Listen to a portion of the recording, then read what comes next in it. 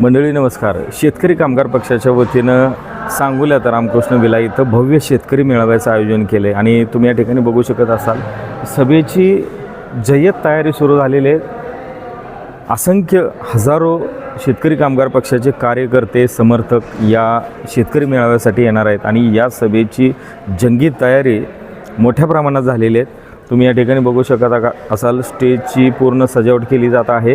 कार्यकर्ते मोठ्या संख्येने येणार असल्यामुळे त्यांची बैठक व्यवस्था ही त्याच पद्धतीनं तगडी करण्यात आलेली आहे. म्हणजे तुम्ही या ठिकाणी बघू शकत असाल या सभागृहामध्ये इतक्या मोठ्या प्रमाणात लोक जमल्यानंतर त्यांची गैरसोय होऊ नये यासाठी 2 भव्य अशा LED स्क्रीन लावण्यात आलेल्या आहेत. तुम्ही या व्हिडिओमध्ये बघू शकत असाल 2 भव्य LED स्क्रीन लावलेले आहेत आणि या स्क्रीनच्या माध्यमातून हॉलच्या बाहेर असलेल्या कार्यकर्त्यांपर्यंत हे भाषणं इथलं सगळं लाईव्ह प्रक्षेपण जे आहे हे LED स्क्रीनच्या माध्यमातून केलं जाणार आहे. सभागृहाच्या अर्थात हॉलच्या बाहेरसुद्धा इतक्या मोठ्या प्रमाणात यंत्रणा लावली गेले. मंडळी शेतकरी कामगार पक्षाचा हा भव्य मेळावा अगदी काही क्षणात सुरू होण्याची शक्यता आहे आणि या दृष्टीनं भव्य अशी तयारी करण्यात आलेली आहे. पार्किंगसाठी स्वतंत्र व्यवस्थाही करण्यात आलेली आहे आणि या सभेच्या ठिकाणी मोठी लगबग सुरू आहे. मोठ्या ताकदीनं या सगळ्या मेळाव्याचं नियोजन होताना दिसते. कार्यकर्ते जमू लागलेले आहेत आणि या सभागृहाच्या ठिकाणी मोठी जय्यत तयारी सुरू असल्याचं आपल्याला दिसते. मंडळी मागील काही दिवसांपासून शेतकरी कामगार पक्षाच्या संदर्भात सातत्यानं उत्साहाचं वातावरण दिसते.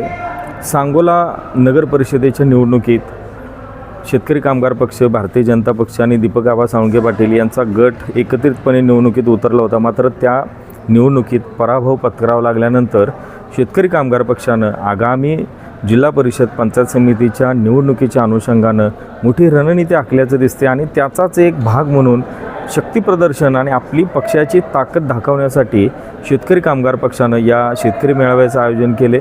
या मेळाव्याला स्वतः आमदार डॉक्टर बाबासाहेब देशमुख उपस्थित राहणार आहेत. त्यांच्यासोबत शेतकरी कामगार पक्षाची सर्व नेते मंडळीसुद्धा या मेळाव्याला उपस्थित राहणार आहे.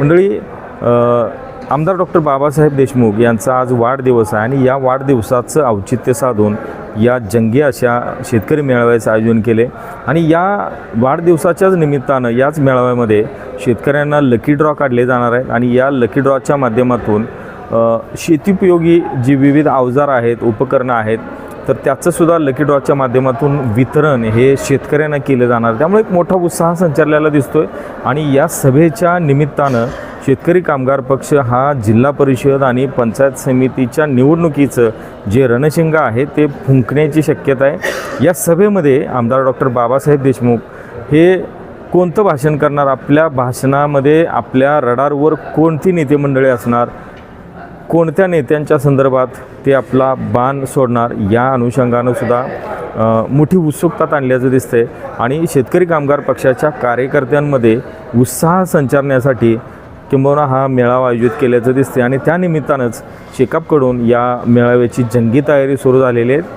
साधारण 25,000 कार्यकर्ते या मेळाव्याला उपस्थित राहतील हे गृहीत धरून या मेळाव्याची जी जंगी तयारी आहे ती सुरू केल्याचं दिसते.